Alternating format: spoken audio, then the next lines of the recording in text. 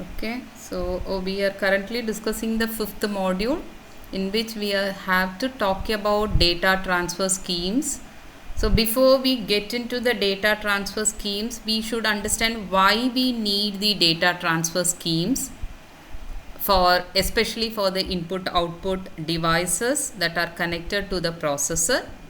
So to understand why we need data transfer scheme, we have seen the purpose of having the input output interface units, and we have seen what are the three different ways of connecting the CPU with the memory and input output devices for the data transfer. Like, how do you handle if you have lots of input output units, interface units. Then we have also discussed what are the different components that are available in a example input output interface unit, and how these components are connected together if I want to transfer the data. So as of now we have understood, this side I am going to have the CPU, this side I am going to have the input output devices. You can transfer the data using the interface.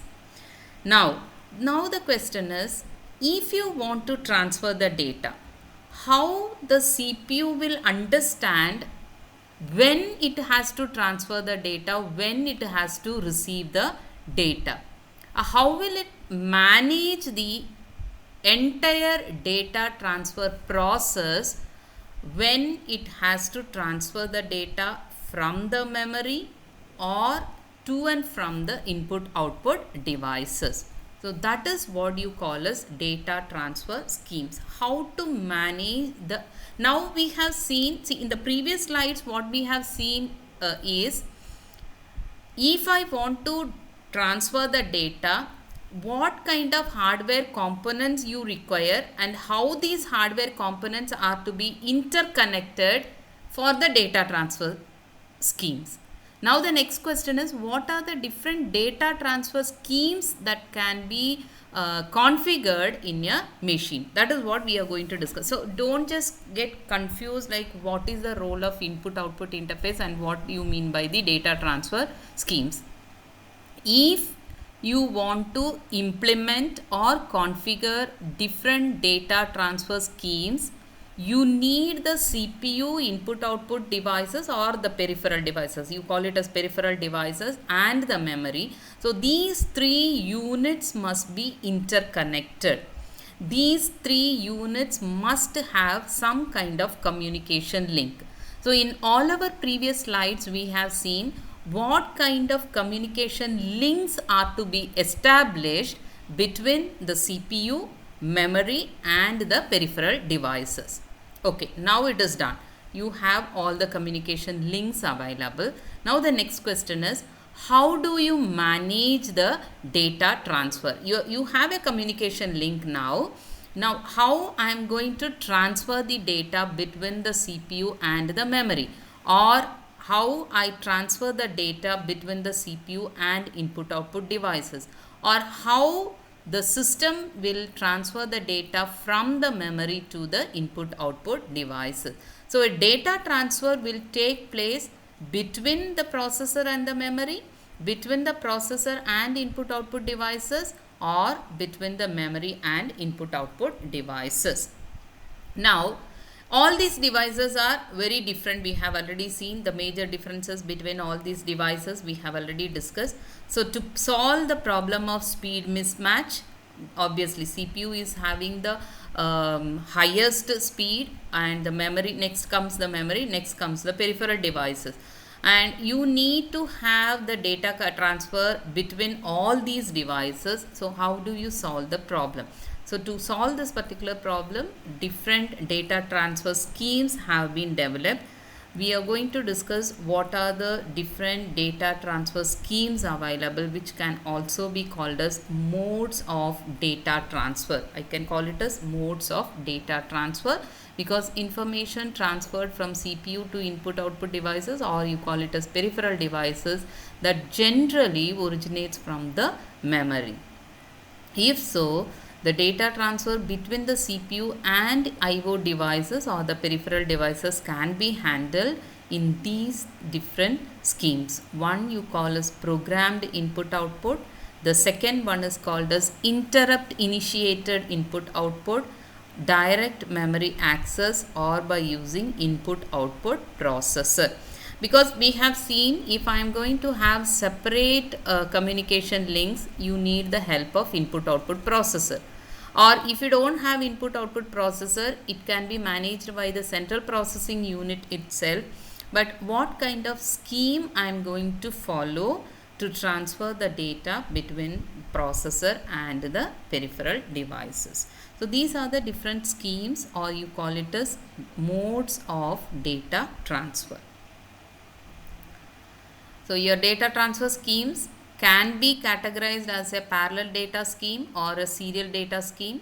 And if it is parallel data scheme, it can be taken under programmed input output, interrupt driven input output, or direct memory access. Again, in the programmed itself, it can be classified as a synchronized programmed input output or asynchronous programmed input output. And if it is interrupt driven, it can be single interrupt line or it can be multiple interrupt line. And in the direct memory access, you will have different components or the DMA controller that manages the DMA data transfer scheme. So let us see what is programmed input output. And please see that all these points are self-explanatory, but you have to imagine how it is being done inside the processor, right? We will be seeing the diagrammatic representation also, and we will also see the flow chart of how the programmed input output is being handled in the machine as the first and the very early method of data transfer. Okay. Now when you take the programmed input output, it is actually the result of input output instructions written in a computer program. So in your computer program, let me ask you one thing. Do you have input output instructions in 8085 and 8086? Can any one of you tell me, do you have any instruction for input and output in 8085 and 8086?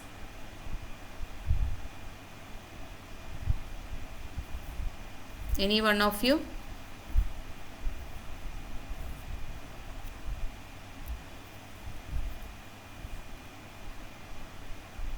Vidya, do you have any instruction in 8085 or in 8086 for reading or writing?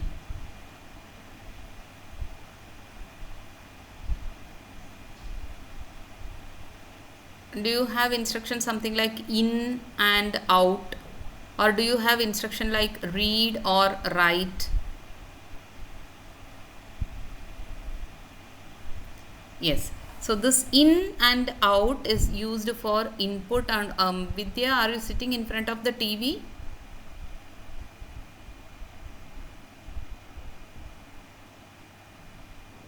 Okay.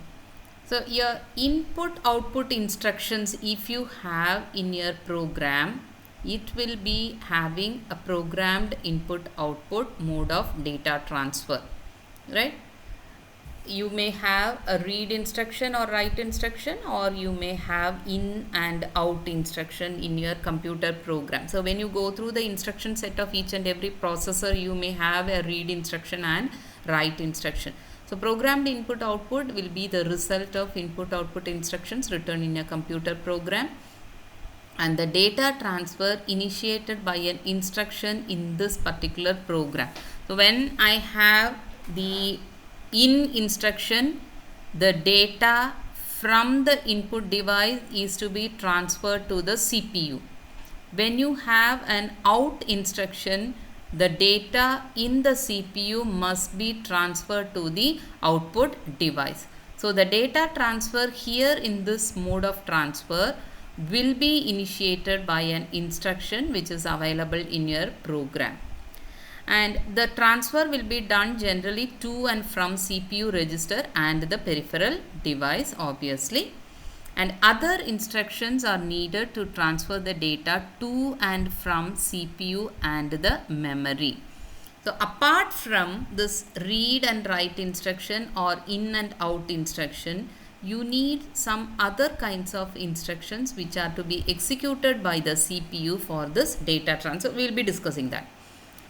Right? So what you have to understand in the first 4 points, the programmed input output is mode of data transfer when you have input output instructions in the computer program. When this instruction is executed in the program, the data transfer will be initiated. The data transfer can be to and from the CPU and the peripheral devices. Apart from that, apart from the in and out instructions of your program, you need in the sense the machine needs other instructions also to transfer the data from the CPU to the memory. Then the programmed input output requires constant monitoring of the peripheral by the CPU. This is the point that you have to note here.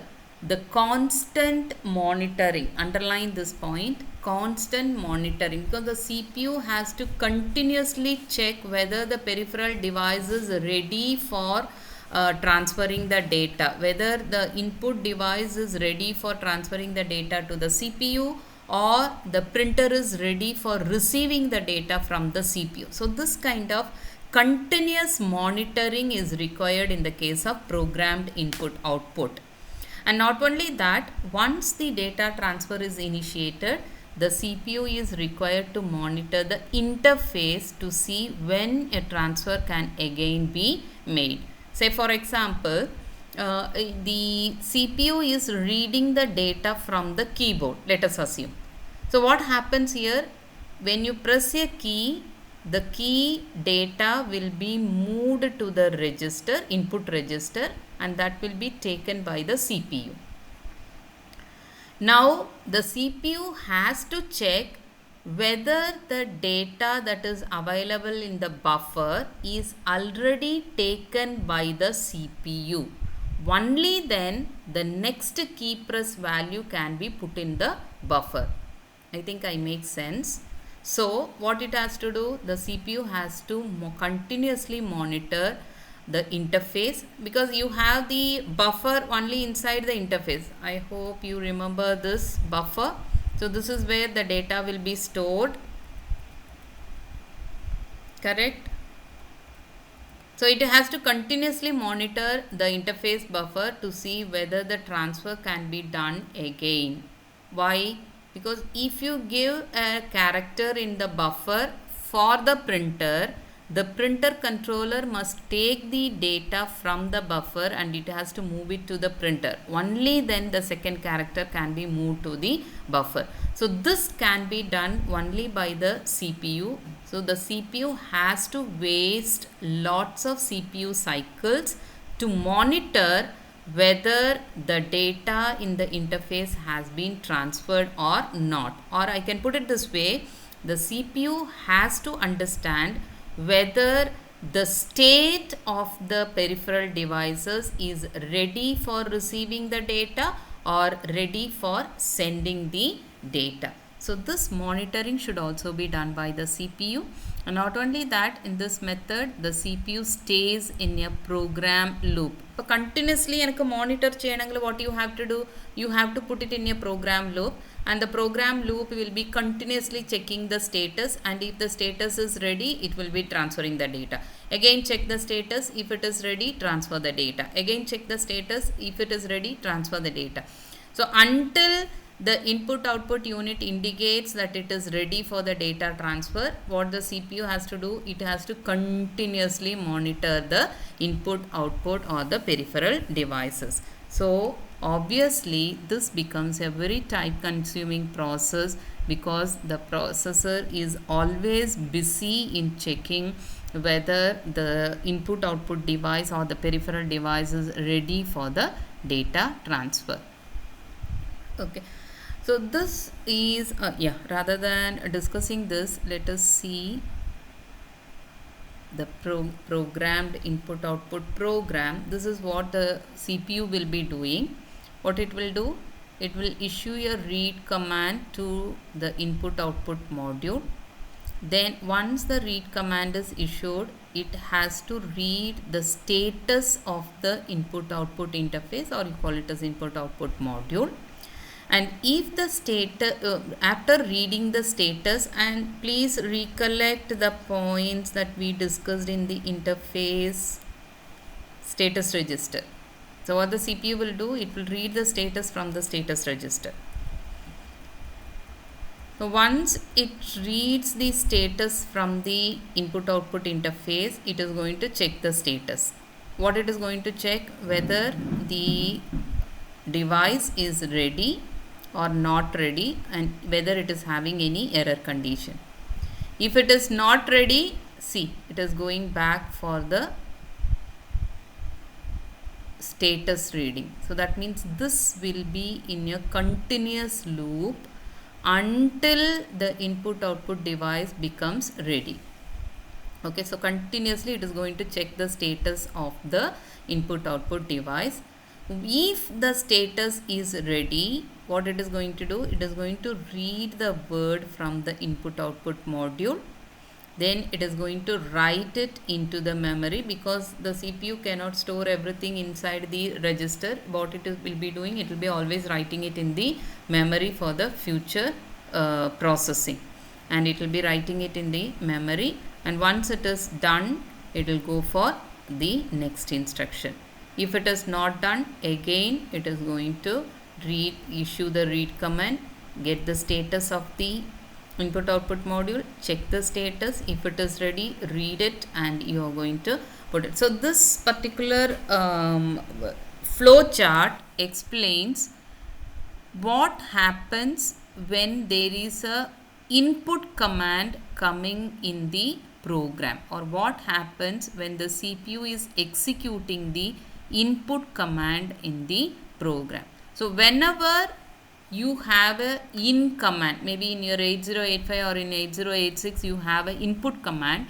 So when this input command is executed, it is going to read the status, it checks the status, and if it is ready, read the word from the input device and store it in the memory.